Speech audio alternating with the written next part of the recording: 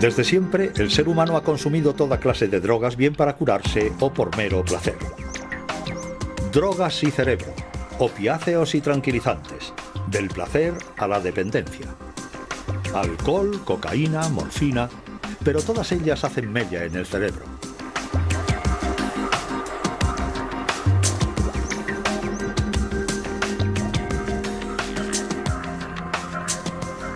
En la actualidad, la biología es capaz de explicar sus efectos en nuestras mentes y el estudio de las drogas permite a la ciencia una mejor comprensión del funcionamiento del cerebro. El opio y sus derivados como la heroína y la morfina, así como todos los tranquilizantes destinados a fines médicos, calman el dolor y la ansiedad, pero estas drogas llevan consigo una terrible dependencia.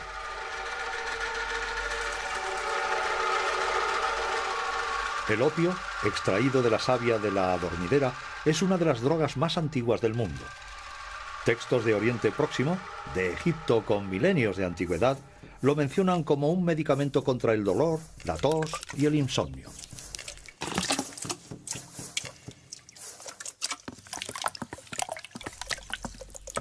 La heroína se produce a partir del opio, siendo un derivado aún más potente. Mezclada con algunos ingredientes como el agua, la cal y el cloro, la pasta de opio se transforma en heroína de una pureza del 80%. Una receta sencilla aplicada en Afganistán y en Myanmar, principales cultivadores de opio.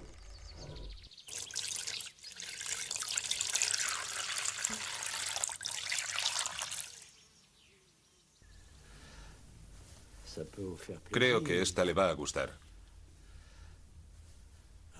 Ah, sí, esta es antigua. Es más larga. No tiene nada que ver, qué bonita. Marfil del bueno. Así que marfil. Y barnizada. Y esta otra es extraordinaria. Un experto como usted lo apreciará. Con boquilla... Con boquilla, sí. Al final. Entienda. Yo era joven. Pues influye el contexto. El contexto es muy importante. Cosas como la vela, el chisporroteo, la bola, la pequeña bola que forma. Y bueno, luego está la aspiración y las vías respiratorias se abren. Además se obtiene una especie de dilatación del encéfalo, una especie de prurito cerebral, sobre todo al principio. Es maravilloso esa sensación de invasión total que llega a todas partes, que sale de la punta de los pies y sube de los pies al cerebro. Es una invasión. Fumado es algo increíble.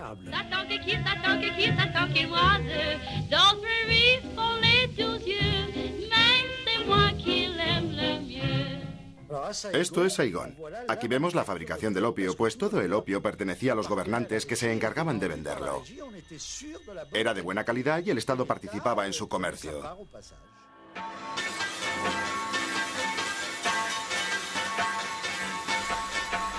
El uso toxicómano del opio fumado era poco corriente hasta que las potencias coloniales decimonónicas impusieron su comercio legal y favorecieron su difusión masiva por toda Asia.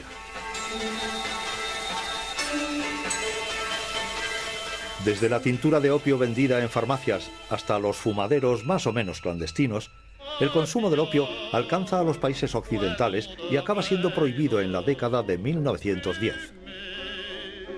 En cuanto a la heroína, genera tal fenómeno de dependencia que acaba también en la ilegalidad unos años más tarde. Le tocaba el turno a la morfina, un analgésico tan potente como adictivo, cuyo uso se restringe al cuerpo médico. En la actualidad, 16 millones de personas consumen drogas derivadas del opio. Si el uso de la morfina es autorizada en medios sanitarios para paliar el dolor, existen más de 10 millones de toxicómanos consumidores de heroína, que es la más adictiva de todas las drogas. El psiquiatra Marc Valère dirige un centro de atención que fue hace 30 años uno de los primeros centros de acogida de toxicómanos de toda Europa. ¿Cómo es que hay miles de moléculas psicoactivas tan poderosas? ¿Por qué esta sustancia, la heroína o diacetilmorfina, era una droga que implicaba ruptura, marginalidad? La droga de los toxicómanos. Es evidente que los opiáceos son los anestésicos más efectivos que se conocen, y lo mismo se puede decir como analgésicos. La heroína, al igual que la morfina y el opio, consiguen calmar todas las sensaciones que experimenta el sujeto, tanto externas como internas. Y a su vez, aliviará todos los dolores, todos los sufrimientos, bien sean psicológicos, físicos, o bien se trate de otros sufrimientos físicos como depresión, angustia, etc. Desde Thomas de Quincy y sus confesiones de un inglés comedor de opio, obra del siglo XIX, las autobiografías bajo los efectos de estupefacientes han tenido continuidad. En 1961, el escritor escocés Alexander Trocchi publicó el relato de su vida bajo la heroína, lo que le valió el ser grabado en plena acción por la cadena estadounidense NBC. In America, I've seen people take overdoses and come very close to death.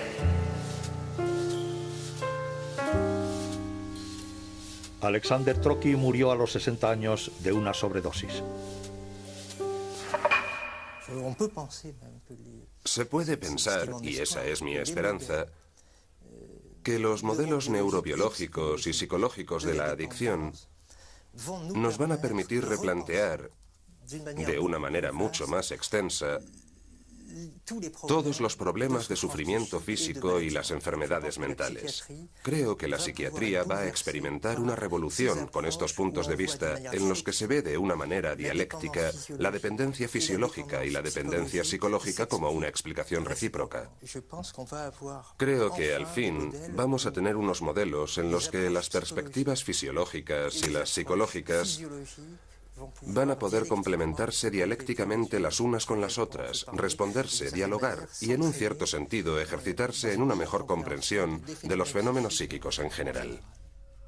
Sin las ratas y los ratones, jamás hubiéramos podido estudiar los efectos de las drogas. Comparten un gran número de sus genes con nosotros y las drogas desencadenan las mismas tempestades en sus cerebros.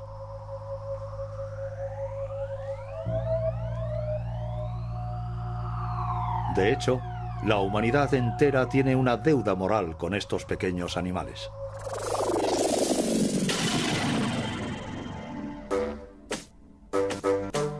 Podemos drogar a las ratas, manipular sus genes e incluso diseccionarlas. Es la triste, pero necesaria labor diaria de los laboratorios que comparan el estado de las ratas drogadas o genéticamente modificadas con las ratas controladas o normales.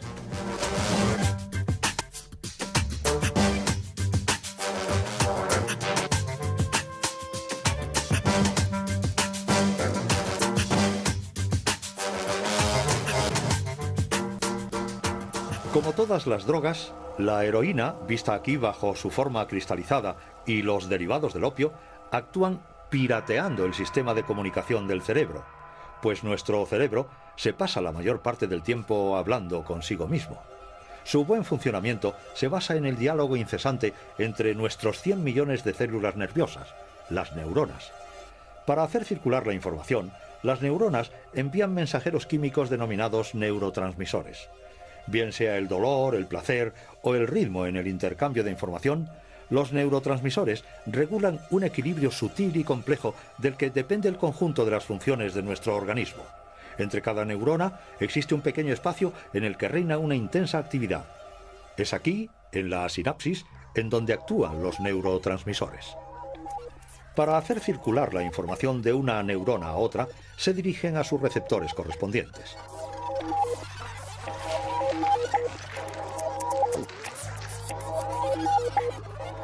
En 1973 se descubre que la morfina, al igual que la heroína, puede encajarse en algunos de los receptores.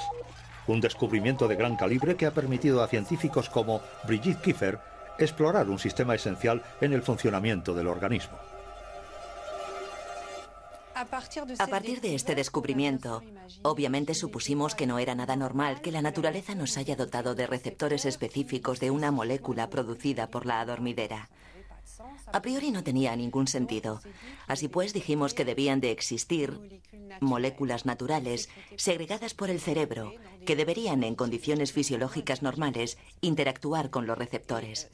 Y así es como nos pusimos a buscar los activadores naturales de los receptores a los opiáceos. A partir del descubrimiento de los primeros péptidos diminutos, se descubrió que también existe una familia de péptidos a los que se les denominó péptidos opioides, unas moléculas que son los activadores endógenos de los receptores. Como se asemejan a las drogas derivadas del opio, estas moléculas han sido bautizadas como péptidos opioides. Con sus receptores, los péptidos opioides constituyen lo que se denomina un sistema endógeno. Se llama así porque se encuentra en el interior de nuestro organismo y este sistema es indispensable para nuestra existencia.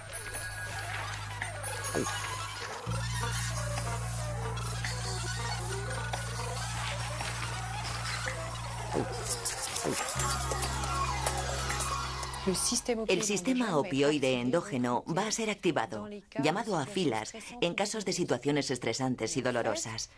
Y es de hecho la liberación de péptidos opioides y la activación de receptores lo que va a producir un efecto antidolor, que va a permitir al organismo hacer cara a la situación de peligro, por ejemplo. 50 years ago, Manchester may well do today. Avoid out to govern. Todos los mamíferos, incluidos los futbolistas, poseen un sistema opioide.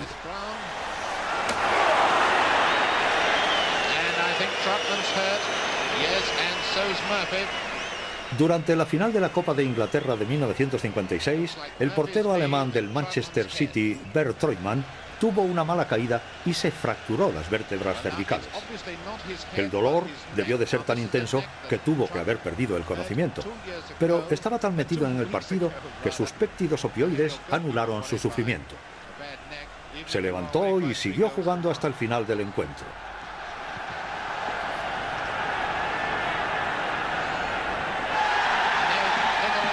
Treutmann se convirtió en héroe nacional. Era la primera vez que un sistema opioide era elegido mejor jugador del año.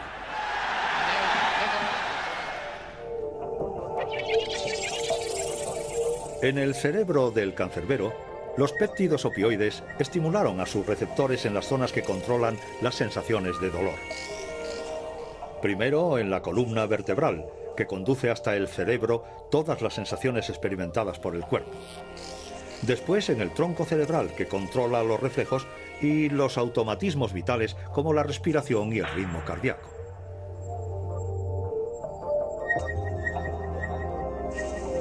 Finalmente en el área límbica, donde el estriato, el núcleo accumbens, el tálamo y la amígdala regulan emociones como el miedo y la ansiedad, además de la sensación de recompensa y de placer. Cuando se le administra morfina a alguien, esta morfina inundará todo el sistema nervioso y al mismo tiempo va a activar a todos los receptores. No es un proceso totalmente natural. Habitualmente, en condiciones normales, una situación dolorosa o estresante, por ejemplo, activará unos circuitos específicos y provocará un incremento de encefalinas o de otros péptidos opioides en ciertas sinapsis de determinadas zonas del cerebro. El efecto será, pues, mucho más limitado. Cuando invaden el cerebro, la morfina y la heroína no hacen sino suprimir el dolor. También ralentizan el flujo de información, actuando sobre el sistema inhibidor del cerebro. Este sistema está controlado por un neurotransmisor denominado GABA. El GABA es un ralentizador. En tiempo normal, frena a las neuronas y ralentiza el envío de mensajeros a través del cerebro. La morfina y la heroína impiden al GABA cumplir su misión. El GABA ya no puede retener la liberación de dopamina, un neurotransmisor que juega un papel crucial en la sensación de placer. Entonces se descarga un torrente de dopamina en las neuronas. Es el mecanismo que provoca la repentina sensación de placer de la heroína.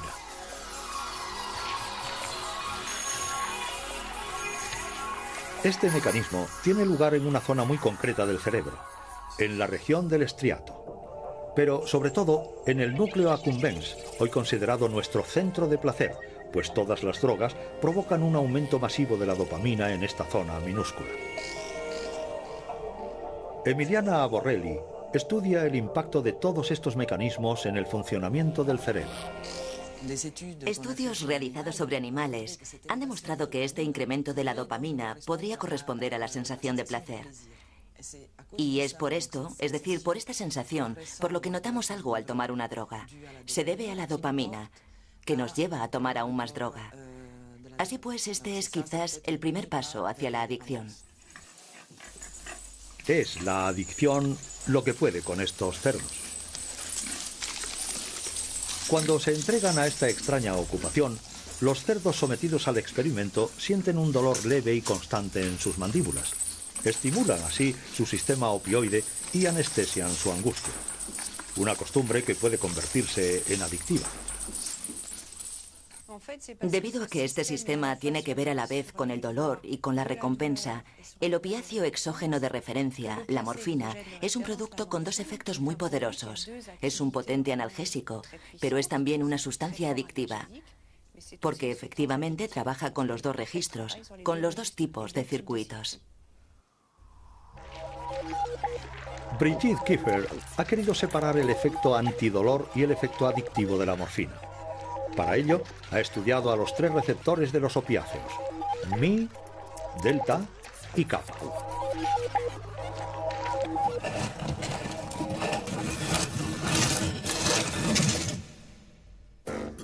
Para comprender si uno de ellos era el responsable de la dependencia, ha eliminado los genes que fabrican cada uno de los receptores en los ratones. Son unos ratones modificados genéticamente a los que se denomina knockout.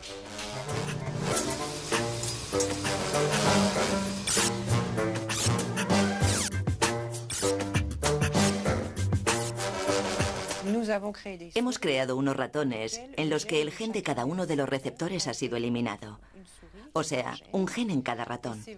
Y ha sido realmente el estudio del ratón al que se le ha anulado el gen del receptor Mi el que ha aportado la demostración. En definitiva, el receptor Mi es el que media en todas las actividades de la morfina. De hecho, hemos constatado que cuando desaparece el receptor Mi, la morfina deja de ser un analgésico. Deja de ser adictiva, ya no provoca una depresión respiratoria. Hemos testado todos los efectos biológicos de la morfina y no ha pasado nada. Por contra, la morfina funcionaba de maravilla en los ratones que no tenían receptores delta o kappa. Con la fórmula A más B hemos demostrado que es el receptor Mi el que media en todas las acciones de la morfina. Y era también la demostración de que no podemos disociar los efectos analgésicos de los adictivos en dos receptores diferentes. Así pues, desde el punto de vista de las estrategias terapéuticas o bien desde el diseño de nuevos medicamentos, está claro que si queremos poner a punto un activador del receptor Mi, estamos obligados a tener un analgésico adictivo. Esta ha sido la conclusión del estudio. Cuando la droga lanza su ofensiva sobre el cerebro, se pone en marcha todo un engranaje. Unos mecanismos complejos que tienen que ver tanto con la biología como con la psicología.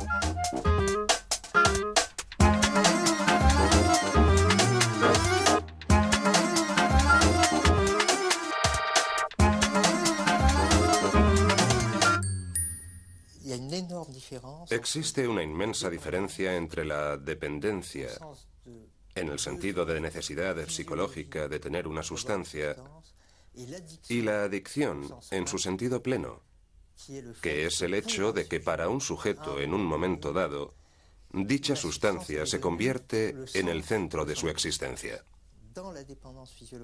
En la dependencia fisiológica vamos a tener el mismo tipo de dependencia que la de un diabético con respecto a la insulina, o la que podemos tener todos con respecto a la comida, al agua, etc. Es decir, una forma de dependencia muy fuerte fisiológicamente, pero psicológicamente neutra. Uno puede inyectarse insulina todos los días sin estar pensando en ella permanentemente, como hacen los diabéticos. Se puede ser médico, profesor, padre de familia, madre de familia y diabético. Un heroinómano se despierta como tal y no puede ser otra cosa, porque el apremio psicológico y social ligado a la adquisición de la heroína es mucho más fuerte.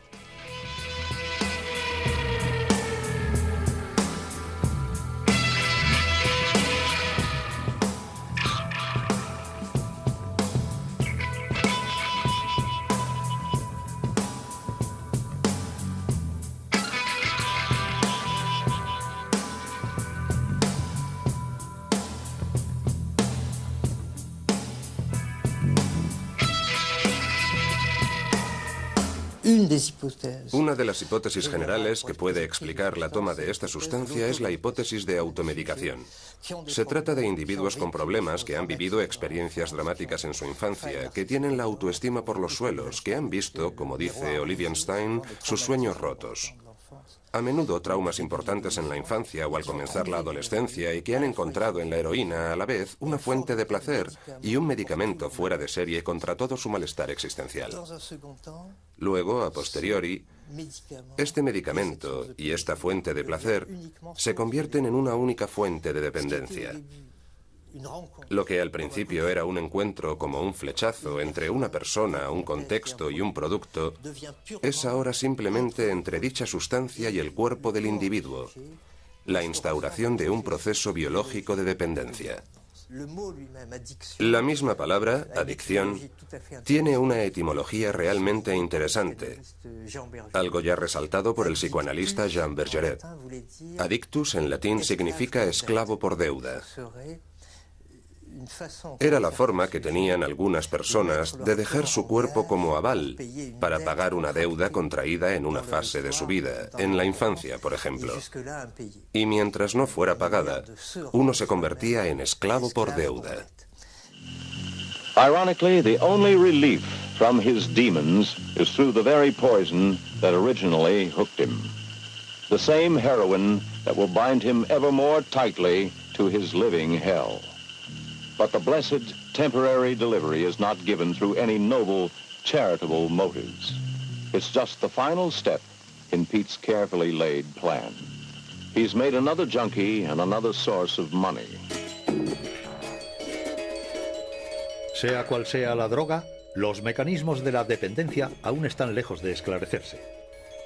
El investigador Pier Vincenzo Piazza ha intentado averiguar si cualquiera de nosotros podría caer en la adicción o si más bien la toxicomanía es una auténtica enfermedad. En la actualidad, el toxicómano, cada vez más en nuestra sociedad, es considerado como alguien a medio camino entre el delincuente y el enfermo. Yo encuentro que socialmente es extremadamente importante responder a esta pregunta. ¿Hay alguna diferencia entre el deprimido que en el curso de un delirio depresivo mata a 15 personas y acaba en un hospital psiquiátrico y la toxicómana que roba 2 faldas y 500 euros y va directamente a la cárcel? ¿Es la drogodependencia una patología o no? Así pues, una forma de responder a esta cuestión es la siguiente. ¿Los animales pueden ser también toxicómanos? Porque si la respuesta es sí, entonces quiere decir que este comportamiento patológico puede existir fuera de un contexto social, fuera de un rasgo específico de una especie. Por tanto, no creo que se trate de un vicio, sino de algo diferente. Es una verdadera patología del comportamiento. En 2004, el equipo del Dr. Piazza puso en marcha un experimento para saber si las ratas son todas iguales ante la droga.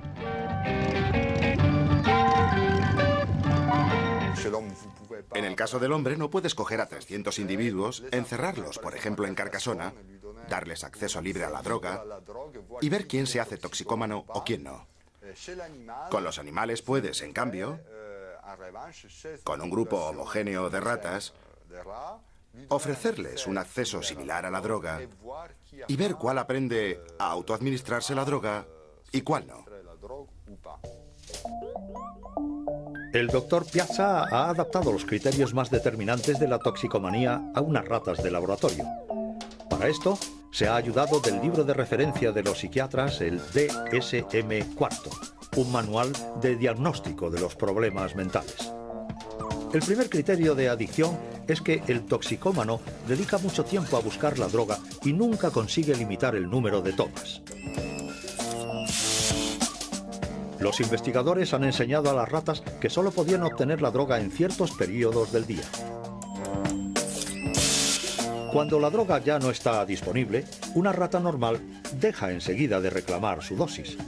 La rata toxicómana sigue empeñada en solicitarla, no para de hacerlo. El segundo criterio es el grado de motivación. El toxicómano está dispuesto a mostrar esfuerzos desmesurados para obtener la droga. Los investigadores obligan entonces a las ratas a pedirla cada vez con más insistencia, 800, 1000 e incluso hasta 2000 veces para obtener una única dosis. Tras un centenar de intentos, la rata normal decide que basta, es demasiado, pero nada detiene a la rata toxicómana. Está dispuesta a llegar hasta el agotamiento con tal de obtener su dosis. Finalmente, el tercer y último criterio. El toxicómano continúa drogándose, aun siendo consciente de sus consecuencias nefastas. Si reclaman una dosis, ahora las ratas reciben una ligera descarga eléctrica. La rata normal no está dispuesta a pagar con su piel para obtener la droga. Cesa inmediatamente. Sin embargo, estoica y decidida, la rata toxicómana soporta las descargas eléctricas. Conclusión del experimento: las ratas no actúan igual ante la droga. Algunas se vuelven toxicómanas y otras no.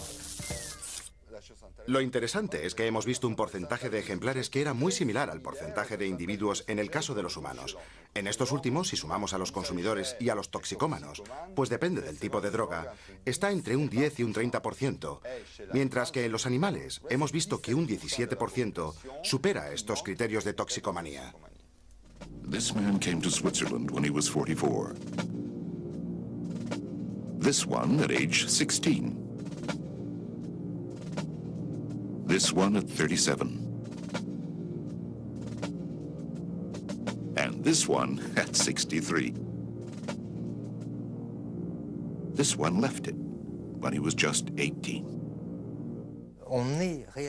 Uno se hace adicto cuando se da cuenta de que se trata de un problema, cuando se convierte en una razón para sufrir. Es cuando alguien quiere reducir el consumo total o parcialmente, pero no lo consigue. Es este fenómeno de querer y no poder, el verdadero criterio absoluto de la dependencia. Creo que, al igual que en la depresión, las causas principales son el cambio de residencia y el divorcio. Es así para la depresión reactiva. Pero para ello, no vamos a impedir los cambios de residencia ni los divorcios para evitar que la gente se deprima. La cuestión es tratar al individuo deprimido. Limitar la disponibilidad de la droga es seguramente importante. Es necesario hacerlo. Pero no es así como se van a resolver todos los problemas de toxicomanía.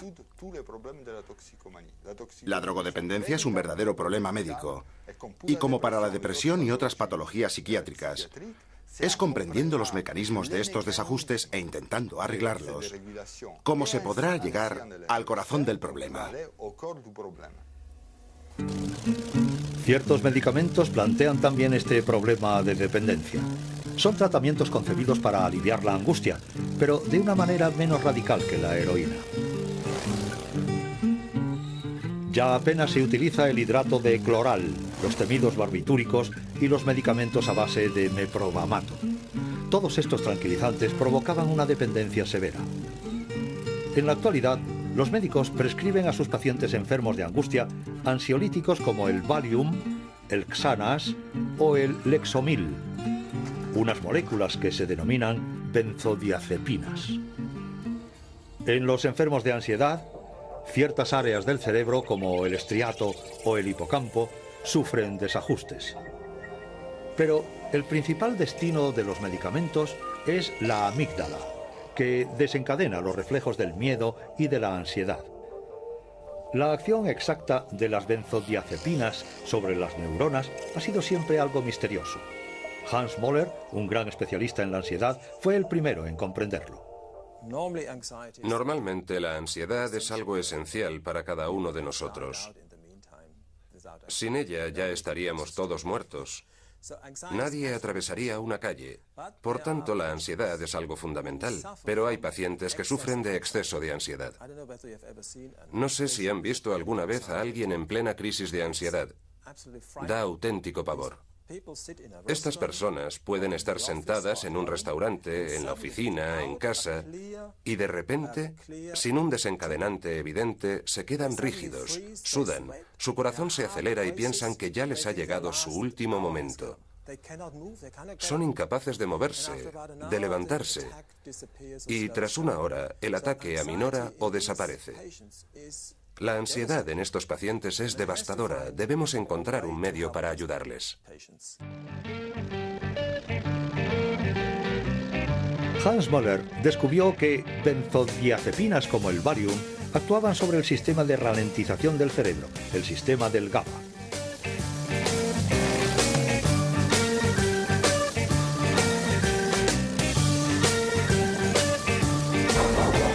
En el cerebro de los que padecen ansiedad, el GABA tiene problemas para ralentizar el flujo de información.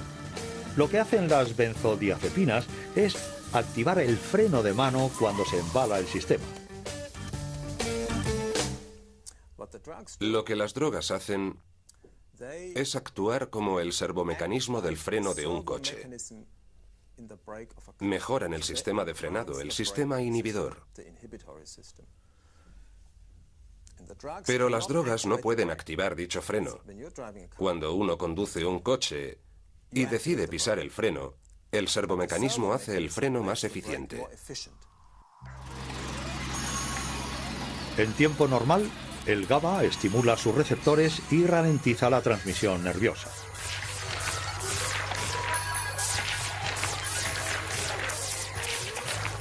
Cuando las benzodiazepinas se adhieren a una pequeña zona de los receptores, el GABA se vuelve aún más eficaz y los mensajes de ansiedad se frenan en seco.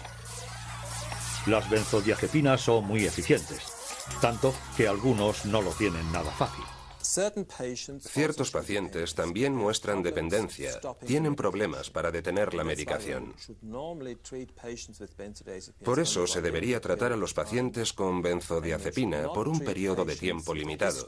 No se debería tratar a pacientes con un historial de drogodependencia. Alguien que haya tenido problemas con otras drogas, como el alcohol, no debería tomar benzodiazepina porque el riesgo de depender de las benzodiazepinas es mayor. Por otra parte, con 80 millones de frascos al año, los franceses son los mayores consumidores del mundo de ansiolíticos. Para resolver este problema de dependencia, Hans Möller, al igual que Brigitte Kiefer, estudia el papel de cada uno de los receptores GABA. Nosotros y otros equipos hemos descubierto que existen más de una docena de frenos, subfrenos yo diría. Todos son diferentes receptores GABA.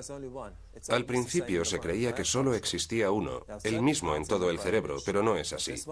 Hay ciertas partes en el cerebro que tienen otras este otro, etc. Y las benzodiazepinas de toda la vida que hoy se usan para fines clínicos no perciben la diferencia, interactúan con todos ellos. Así que pensamos, ¿no sería más sensato desarrollar un agente o un medicamento que actuara solo con este o con este otro? Quizás evitaríamos los efectos secundarios, sería una farmacología diferente, y es precisamente lo que estamos desarrollando en este momento.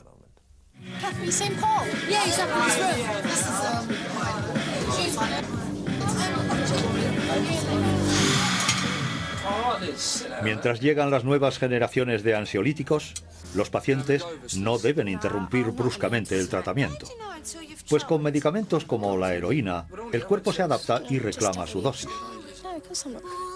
Sin ella, se activa el síndrome de abstinencia.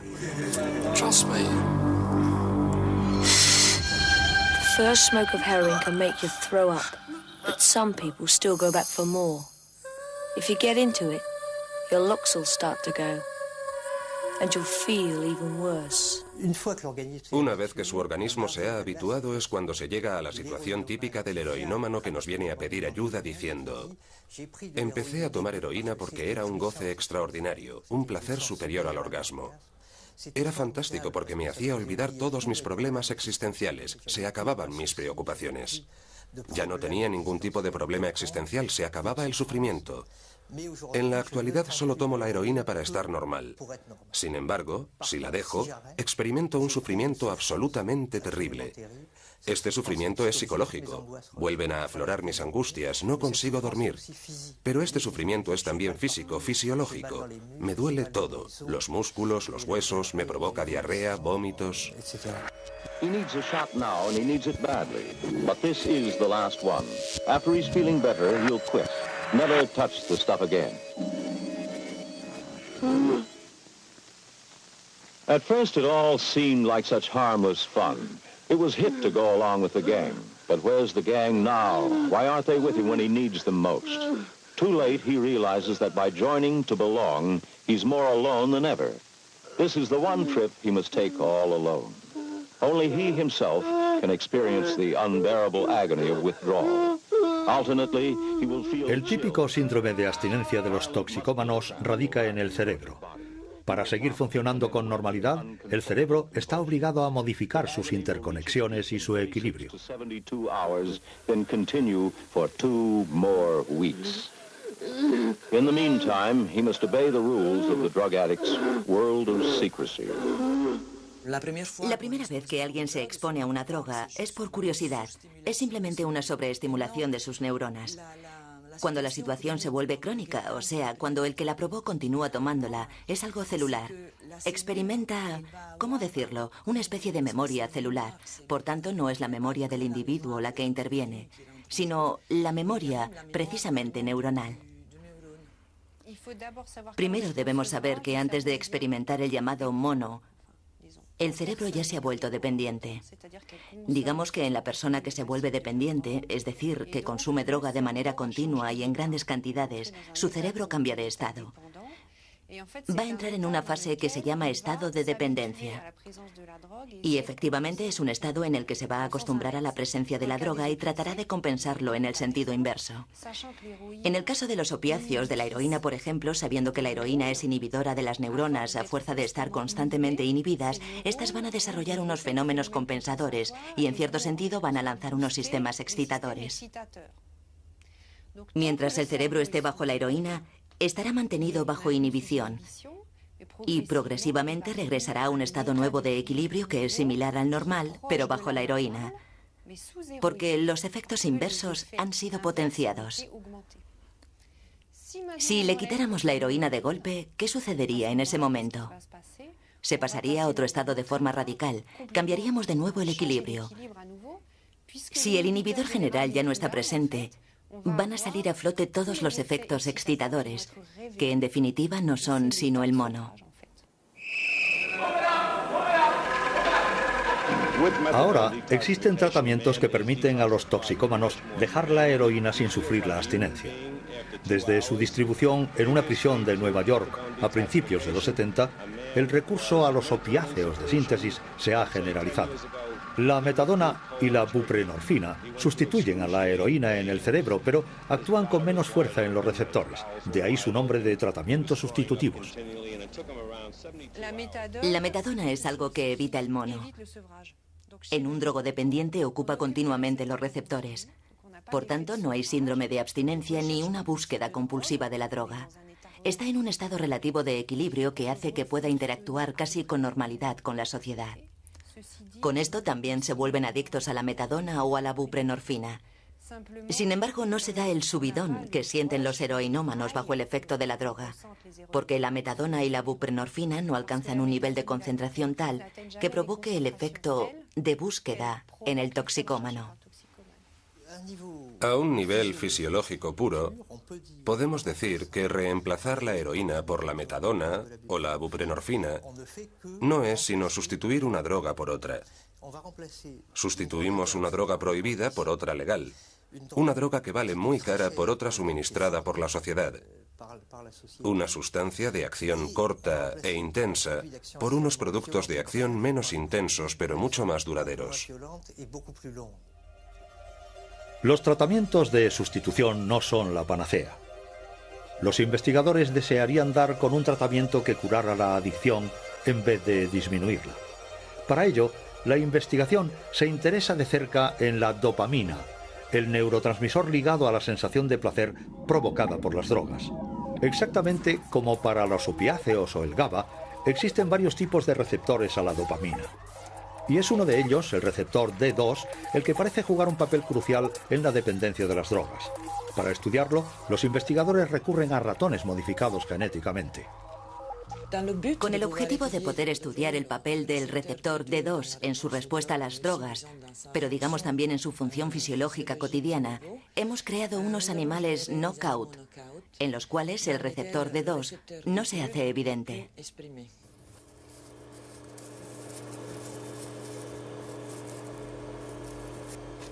La dopamina interviene en numerosas funciones fisiológicas, principalmente en el movimiento.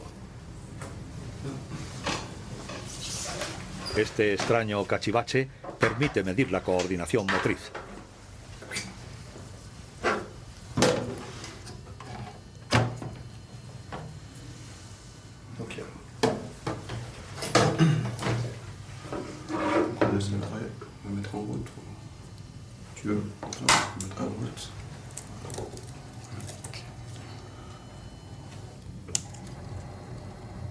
Un fracaso total para el ratón Knockout. Pero los receptores D2 juegan también su papel en la toxicomanía. Hemos podido demostrar que en ausencia del receptor D2, los ratones dejan de responder, por ejemplo, a los efectos reforzadores. Por tanto, eso les conduce enseguida a la adicción. Otros laboratorios han realizado estudios con este propósito.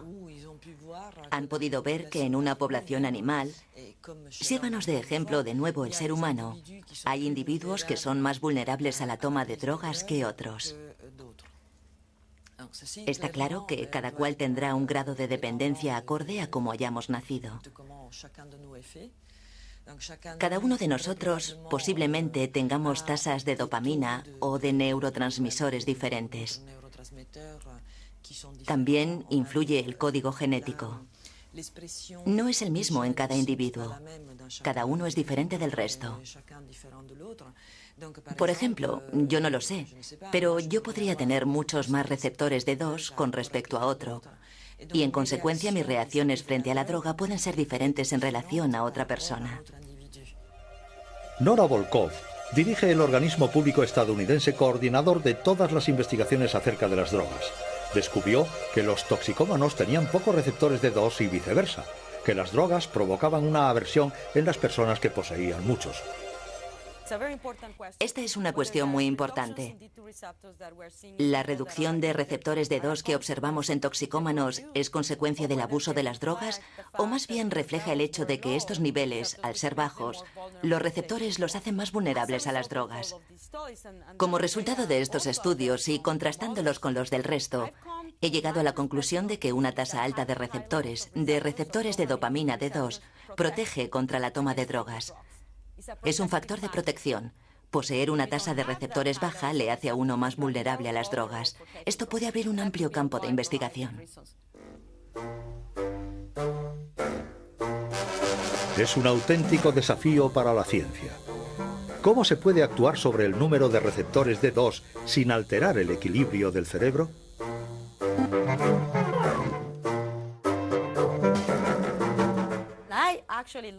Me encanta esta interpretación porque nos anima a desarrollar estrategias que nos permitan elevar el número de receptores. Si me hubieran planteado esto hace 3 años, hubiera respondido que no es posible aumentar la tasa de receptores en humanos porque no disponemos de medicinas para ello. Lo que sí es posible, lo que estamos intentando desarrollar, es el recurso a intervenciones de comportamiento, intervenciones psicoterapéuticas que puedan cambiar, que permitan aumentar los niveles de receptores. Esto suena a ciencia ficción, pero sabemos, por ejemplo, que el estrés crónico en ratas provoca una disminución de los receptores de dopamina D2. ¿Cuál sería el efecto si le aliviáramos el estrés a una persona que está estresada?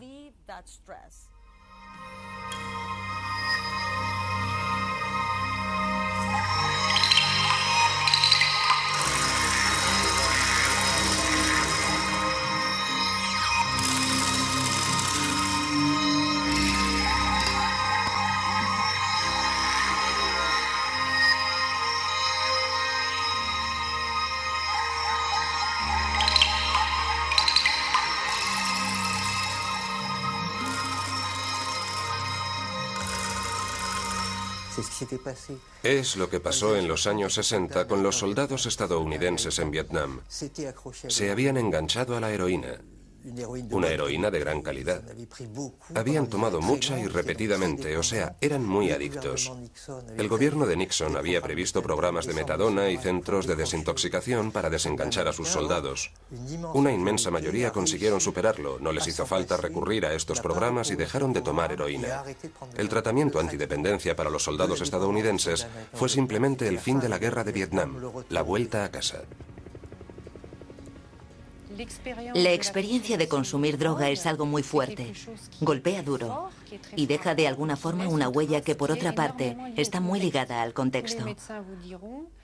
Todos los médicos están de acuerdo en que si ubicamos a un toxicómano arrepentido en su ambiente, lo va a pasar mal, porque va a notar la abstinencia al instante. Es un fenómeno de memorización. Por eso los estudios actuales giran en torno a la comprensión de esta forma de aprendizaje maldito, digámoslo así, que sucede cuando alguien se vuelve adicto a las drogas. Hoy en día se da por válida esta actuación. Hemos constatado que uno de los tratamientos con ratas de laboratorio adictas a la heroína es cambiarlas de jaula. Las metemos en jaulas más grandes con unas condiciones de vida mejores y entonces dejan de administrarse heroína el resto de sus vidas. Por consiguiente, es la validación científica de un dato clínico realmente importante. Como la droga, las experiencias vitales y los recuerdos atraviesan la membrana de las neuronas, el espacio líquido de la sinapsis, y quedan marcados para siempre en nuestro cerebro. El estudio de estos procesos complejos es lo que reconcilia ahora a la neurobiología con la psicología. Por tanto, es una dependencia que es a la vez fisiológica y psicológica. Y consideramos hoy, por otra parte, que la dependencia es un fenómeno global y que es probablemente un error haber separado la dependencia psicológica de la dependencia fisiológica. Ya no estamos en la época en la que se pensaba que el alma era un órgano separado del cuerpo y que estaba unido al cerebro por la apófisis. Sabemos de cierto que la psicología y la fisiología son dos maneras de abordar los mismos fenómenos.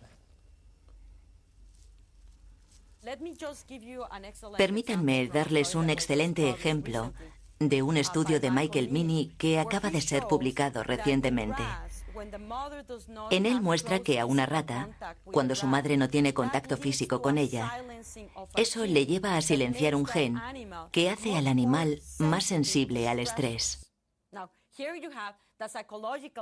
Aquí tienen la construcción psicológica de la respuesta a un estrés, pero también la información altamente elevada de la ciencia que identifica el estrés ambiental como silenciador de un gen, lo que se traduce en la ausencia de expresión de un receptor. Con todo, no lo considero como una vuelta a la psicología. Lo veo como poder aprovecharnos de la ciencia y de la tecnología, que tienen en común tratar de entender cuáles son los procesos neurobiológicos que subyacen bajo los mecanismos psicológicos. Es como mirarse al espejo, según como uno lo mire. Por un lado, se podría decir que los genes no van a tener el mismo efecto en la vulnerabilidad a las drogas. Es en función del ambiente en el cual uno se mueva, o las experiencias que uno haya vivido. O a la inversa, se podría decir que el medio no tendrá los mismos efectos en función de los genes del sujeto. ¿Resultado? No se puede considerar a los genes y al entorno como dos variables independientes que actúan cada una al 50%. Más bien es una sola influencia. Y es la interacción entre los dos factores lo que va a determinar nuestro ser. Las historias de adicción se parecen a los romances amorosos. Una persona, con sus genes, se encuentra con la droga en un momento de su vida. Un flechazo destructor donde lo vivido y la psicología juegan un papel determinante. Estrechamente ligados, estos factores son únicos en cada individuo, lo que nos hace a todos diferentes frente a la droga. Al explorar los mecanismos de la adicción, los investigadores se interesan también por el impacto de los acontecimientos existenciales en la química del cerebro y en los genes. Para ellos, la dependencia es una auténtica enfermedad del cerebro. En su búsqueda de nuevos tratamientos, los científicos se esfuerzan ahora por saber las causas de la toxicomanía. A todas las ratas y ratones que cada día en los laboratorios contribuyen a una mejor comprensión de la ciencia humana.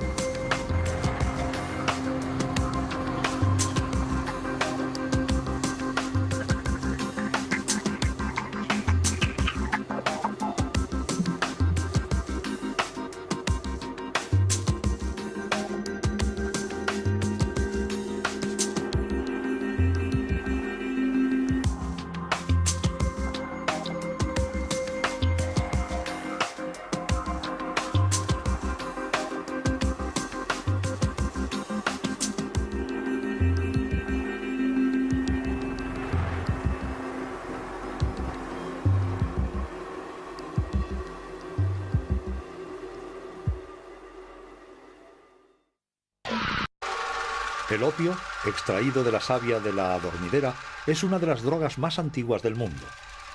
Textos de Oriente Próximo, de Egipto con milenios de antigüedad, lo mencionan como un medicamento contra el dolor, la tos y el insomnio.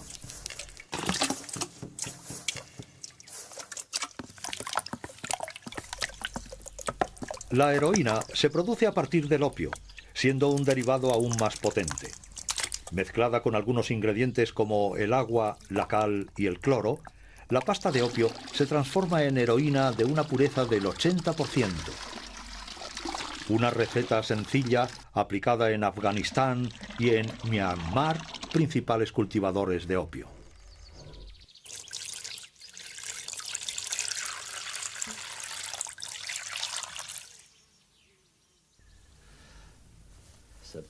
Creo que esta le va a gustar.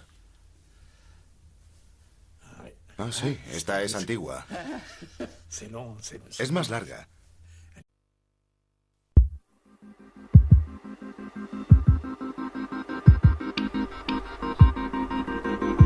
Desde siempre, el ser humano ha consumido toda clase de drogas, bien para curarse o por mero placer. Drogas y cerebro, opiáceos y tranquilizantes, del placer a la dependencia. Alcohol, cocaína, morfina, pero todas ellas hacen mella en el cerebro.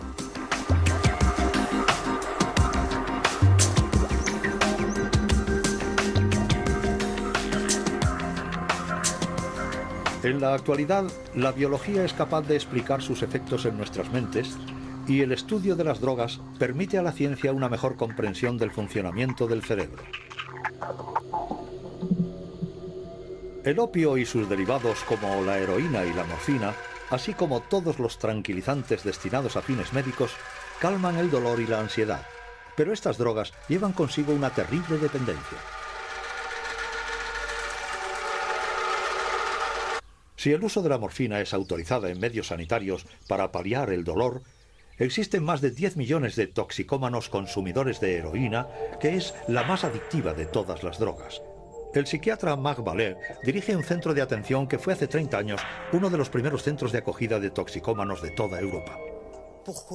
¿Cómo es que hay miles de moléculas psicoactivas tan poderosas? ¿Por qué esta sustancia, la heroína o diacetilmorfina, era una droga que implicaba ruptura, marginalidad? La droga de los toxicómanos. Es evidente que los opiáceos son los anestésicos más efectivos que se conocen, y lo mismo se puede decir como analgésicos. La heroína, al igual que la morfina y el opio, consiguen calmar todas las sensaciones que experimenta el sujeto, tanto externas como internas. Y a su vez, aliviará todos los dolores, todos los sufrimientos, bien sean psicológicos, físicos, o bien se trate de otros sufrimientos físicos como depresión, angustia, etc. Desde Thomas y a los gobernantes que se encargaban de venderlo. Era de buena calidad y el Estado participaba en su comercio.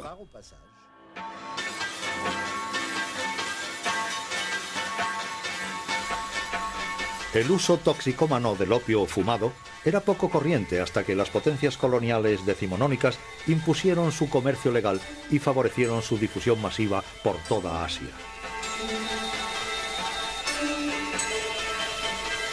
Desde la tintura de opio vendida en farmacias hasta los fumaderos más o menos clandestinos, el consumo del opio alcanza a los países occidentales y acaba siendo prohibido en la década de 1910. En cuanto a la heroína, genera tal fenómeno de dependencia que acaba también en la ilegalidad unos años más tarde. Le tocaba el turno a la morfina, un analgésico tan potente como adictivo, cuyo uso se restringe al cuerpo médico. En la actualidad, 16 millones de personas consumen drogas derivadas del opio. No tiene nada que ver, qué bonita. Marfil del bueno. Así que marfil. Y barnizada. Y esta otra es extraordinaria. Un experto como usted lo apreciará. Con boquilla... Con boquilla, sí. Al final. Entienda. Yo era joven. Pues influye el contexto. El contexto es muy importante. Cosas como la vela, el chisporroteo, la bola, la pequeña bola que forma. Y bueno, luego está la aspiración y las vías respiratorias se abren. Además se obtiene una especie de dilatación del encéfalo, una especie de prurito cerebral, sobre todo al principio. Es maravilloso esa sensación de invasión total que llega a todas partes, que sale de la punta de los pies y sube de los pies al cerebro. Es una invasión. Fumado es algo increíble.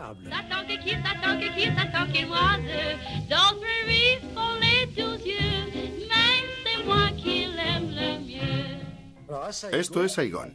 Aquí vemos la fabricación del opio, pues todo el opio pertenecía